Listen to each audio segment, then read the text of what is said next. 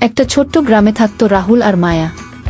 গ্রামটা যেন কার্টুনের মতোই সুন্দর, রঙিন বাড়ি, ফুলে ভরা রাস্তা আর আকাশে সবসময় নীল রঙের হাসি। রাহুল ছিল একটু দুষ্টু, সবসময় হাসি খুশি আর মজার মজার কাজ করত। আর মায়া ছিল শান্ত, লাজুক, কিন্তু তার চোখে ছিল এক অদ্ভুত মায়া। একদিন বিকেলে বাগানে মায়া ছবি আঁকছিল।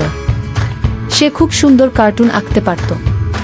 হঠাৎ পিছন থেকে কেউ বলল, এই যে শিল্পী, আমার একটা ছবি আঁকবে। মায়া ঘুরে দেখে রাহুল দাঁড়িয়ে আছে। সে একটু লজ্জা পেয়ে বলল, আমি তো শুধু কার্টুন আঁকি, তোমার আসল ছবি না। তাহলে আমাকেও কার্টুন বানিয়ে দাও, দেখতে কেমন লাগে।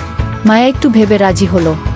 সে রাহুলের একটা মজার কার্টুন আঁকল, বড় বড় চোখ, হাসি খুশি মুখ। রাহুল ছবি দেখে হেসে ফেলল। ওয়াও, আমি তো দারুণ দেখতে। সেই দিন থেকেই তাদের বন্ধুত্ব শুরু। প্রতিদিন তারা বাগানে দেখা করত। মায়া ছবি আঁকত আর রাহুল তার পাশে বসে গল্প করত। কখনো আইসক্রিম খেত, কখনো ফুলের পাপড়ি নিয়ে খেলা করত।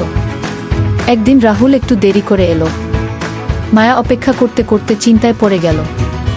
হঠাৎ রাহুল দৌড়ে এসে বলল, সরি, আজ তোমার জন্য একটা সারপ্রাইজ আনতে গিয়েছিলাম। সে একটা ছোট্ট খাম দিল। মায়া খুলে দেখে ভেতরে একটা ছবি, তাদের দুজনের কার্টুন, হাতে হাত ধরে দাঁড়িয়ে আছে, চারপাশে রঙিন হৃদয়। মায়ের চোখ ভিজে গেল। সে আস্তে করে বলল, তুমি এটা আঁকলে?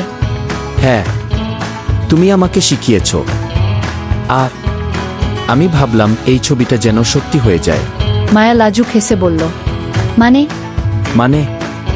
আমি তোমাকে খুব পছন্দ করি। তুমি কি আমার সাথে এই রঙিন গল্পটা চালিয়ে যাবে? হ্যাঁ, আমি চাই। সেই মুহূর্তে যেন পুরো পার্কটা আরো রঙিন হয়ে উঠল। ফুলগুলো হেসে উঠল, বাতাসে ভালোবাসার গান বাজতে লাগল। এরপর থেকে তারা শুধু বন্ধু নয়, একে অপরের স্বপ্ন হয়ে গেল। মায়া তার ছবিতে সবসময় রাহুলকে রাখত, আর রাহুল প্রতিদিন নতুন নতুন উপায়ে মায়াকে হাসানোর চেষ্টা করত।